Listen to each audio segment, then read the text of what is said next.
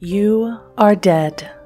No longer bound by the mortal coil, you have slipped into what lies beyond. But there is no peace in death. You have things to do, unfinished business to take care of. For the restless dead, there is more to fear than you can imagine. Hello, and welcome to another lore video about Wraith the Oblivion. In the last part, we discussed the aftermath of the Second Great Maelstrom, and in this video we'll continue, so if you missed part 4, you can watch that here first. From the pressure cooker atmosphere after the Second Great Maelstrom in the Kingdom of Iron arose events known as the Three Abominations. One began from outside the city, the next was internal, and the last was far away. Yet so horrid it scarred the souls not only of those who took part, but also of those who merely heard of it. The three abominations built one upon another until the Shadowlands could take no more. The earth itself screamed as it cracked and shook. Lightning blazed across the skies, striking where it willed. Storms of fire and whirlwinds of ice raged across the land, all borne on a wind that howled of despair. The Third Great Maelstrom had been born, and its righteous wrath made those that came before it seem like the lightest of summer rains. From the maw of Oblivion, great stinking clouds of grave dust billowed forth, covering Stygia, choking the great river, and plunging the city into darkness. The maddened tempest overflowed everywhere, separating Stygia from the rest of the Shadowlands. The Empire was torn and all but swallowed up when a massive amount of specters came up from the labyrinth. They feasted on the hatred and fear fostered by renegade, heretic, and hierarch alike, and swarmed the river of death, leaving behind a fear-choked, impassable river that even the bravest ferryman dared not travel alone. Though the surviving paths were cracked and stained with the atrocities, greed, and cruelty the wraiths of the kingdom had wrought, ferrymen chose to sojourn down the roads that were left, called by their duty. The landscape they traveled in was dark and stinking, oily with the effluvia and slime of the tempest. In the wake of the maelstrom, the shroud thickened and grew, and wraiths who sought to cross it were rebuffed. Once again taking his cue from the advances in the land of the living, Charon emerged from the Onyx Tower and moved among the wraiths of Stygia, bolstering optimism and expressing the desire to recover and rise to greatness once again.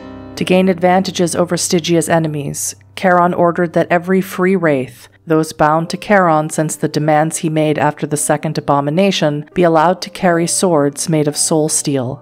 They were symbols of these wraiths' allegiance and also weapons to fight Oblivion wherever it was found. In addition, Charon personally scoured the streets of Stygia, searching for and taking into custody layabouts, wastrels, and those without strong passions. As they were undistinguished in life, so he would make them in death. Industry swept Europe, and as it did, Charon bound these wraiths and made thralls of them, slaves to labor in mining the death ore of the Venus Stair, the passage from Stygia directly into the labyrinth, and the most stable place in the Shadowlands. And these materials were sent to be forged into machinery for the Empire. When those thralls were too worn out to continue serving, Charon kept them from Oblivion's grasp by having them forged into necessary items. Many felt that Charon's cavalier actions in enslaving the weak was a heinous and callous act. His reasoning for doing so was to keep them from being taken by specters or dragged to Oblivion, where their souls would strengthen the enemy's darkness rather than serve Stygia. But many were not convinced by this logic.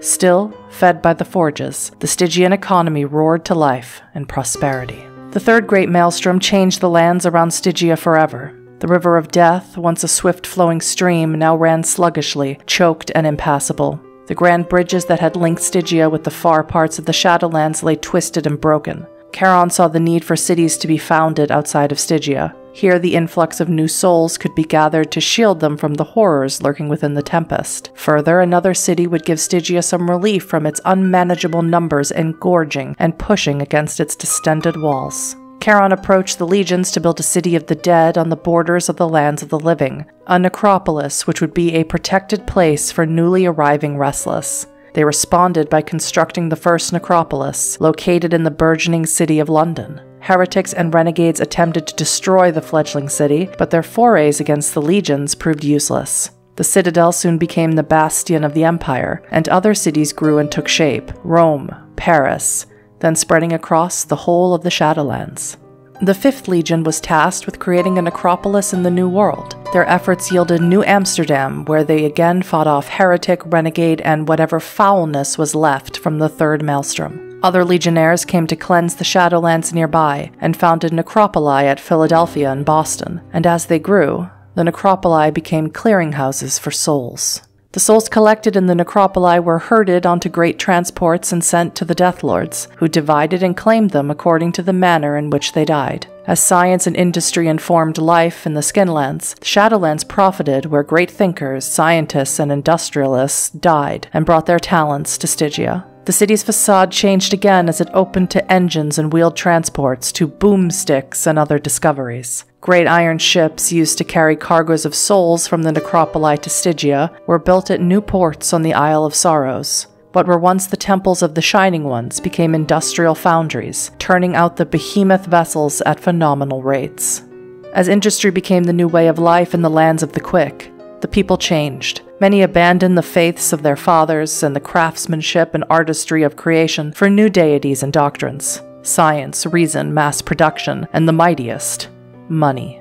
These people died without strong passions. Their shades passed through the shroud and flitted aimlessly through the Shadowlands, easy targets for Oblivion's minions. Soon the Venus Stair swarmed with these newly taken thralls, laboring to mine the death ore there. From dull, meaningless existences, the thralls were condemned to dull, meaningless annihilation, and when their usefulness was done, the forges glowed as they were smelted. Each advancement of Stygia was also costly as the shroud thickened and thickened again, becoming largely impenetrable. Wraiths now existed as virtual prisoners, unable to visit the Skinlands.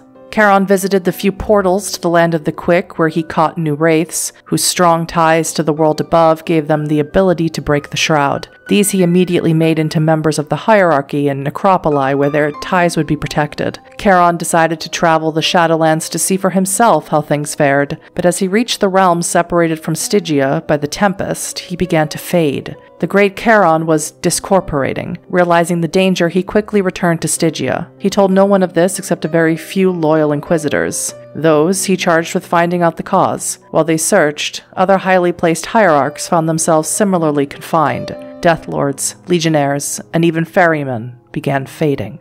True to their mission, the inquisitors found the cause. Charon's fetters had been destroyed, as had those of the other highly placed officials. Mighty though he was, Charon could not even visit the Shadowlands or watch over those he was sworn to protect. The Deathlords immediately began squabbling among themselves. Each accused another of conspiracy, of deliberately destroying the other's fetters. Every Deathlord feared the others, bickering and desperately hoarding whatever each had, fighting to become more powerful. The legionnaires, frustrated at it all, blamed the heretics and renegades and began brutal campaigns to annihilate them.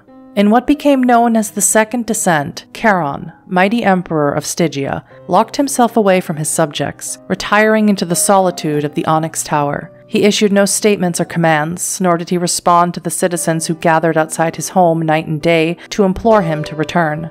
In his absence, the Deathlords became the rulers of the empire. They cooperated enough to claim right of rule over the necropoli, which continued to supply souls to Stygia, but for most purposes became self-autonomous cities. Without Charon's direct leadership, the Deathlords acted as petty tyrants. They seemed unwilling or unable to form an effective government. They squabbled and wasted opportunities. They changed their minds to reflect whatever whim took their fancy. Worse, they became con men, bargaining and promising transcendence just to gain more souls on their side, though there was already a system to divide the souls fairly. Stygia began to rot from the inside as wraiths lost their sense of meaning and continuity.